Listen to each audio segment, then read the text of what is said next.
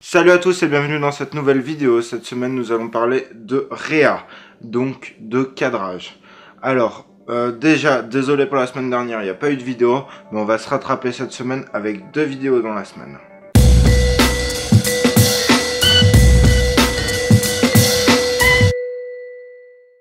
Pour savoir cadrer une image, il faut tout simplement savoir comment les yeux fonctionnent quand ils regardent une image. Ici nous avons une image du film Pulp Fiction réalisé par Tarantino. Nous allons examiner comment l'œil analyse cette image. L'œil humain va donc analyser cette image en Z, c'est-à-dire que l'œil humain va regarder cette image de cette manière précise. Donc maintenant vous pouvez vous amuser à bien travailler vos images en fonction de l'œil humain. Comme par exemple dans divers films comme Pulp Fiction avec cette image que nous venons de voir, où on remarque bien que la scène est mise en scène réellement par rapport à l'œil humain. Bien entendu, la réalisation, le cadrage ne s'arrête pas simplement à comment l'œil fonctionne, mais est bien plus grande et bien plus complexe que cela, sinon tout le monde pourrait être réalisateur. Il faut savoir qu'il existe de nombreuses règles, comme par exemple la règle que nous allons voir tout de suite, la règle des tiers. On va regarder une image maintenant.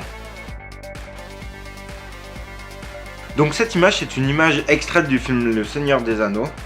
On remarque que sur cette image il y a un quadrillage. Un quadrillage qui existe sur toute machine de prise de vue, sur toute caméra, sur tout appareil photo, il existe ce quadrillage. Ce quadrillage, on va remarquer qu'il sépare notre image en tiers. Par exemple, verticalement, on a un tiers, un deuxième tiers et un troisième tiers. Horizontalement, on a un premier tiers, un deuxième tiers et un troisième tiers. D'où la règle des tiers. Donc du coup, on va essayer de placer les éléments importants qu'on a à mettre en scène, c'est-à-dire le personnage. Le personnage, il est représenté par quoi? Par une tête, par un corps. On va par exemple placer ses yeux au niveau du premier tiers. S'ils sont deux, par exemple deux personnages, on va placer un premier personnage au niveau du premier tiers horizontal, le deuxième au niveau du deuxième tiers horizontal, du deuxième trait horizontal. Les yeux au niveau de la ligne du premier tiers vertical.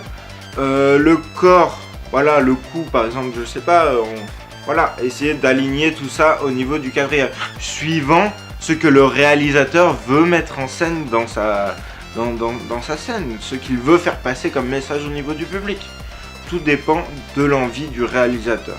On a vu comment le regard fonctionnait, comment l'œil analyse une image. On a vu la règle des tiers qui permettait de mettre en forme l'image suivant l'appareil de prise de vue, de bien caler les personnages au niveau de l'image. Maintenant, on va regarder le regard. Le regard au cinéma est très important. Le regard des personnages, le regard des acteurs est très important.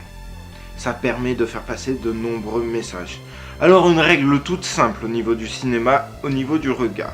Il faut toujours laisser du vide entre le regard du personnage et ce que le personnage regarde. Donc on va regarder par exemple cette image-ci, qui a un très mauvais cadrage, hein, on peut le dire. On voit très bien qu'il n'y a pas d'air entre le personnage et ce qui le regarde. On voit très bien qu'il est au bord du cadre de la prise de vue, donc il n'y a pas d'air entre les deux. C'est un mauvais cadrage. Maintenant nous allons voir un très bon cadrage, un très bon toujours plus, un bon cadrage où il y a de l'air entre les deux, il y a de l'air, il y a du vide. Ceci est mieux que la première.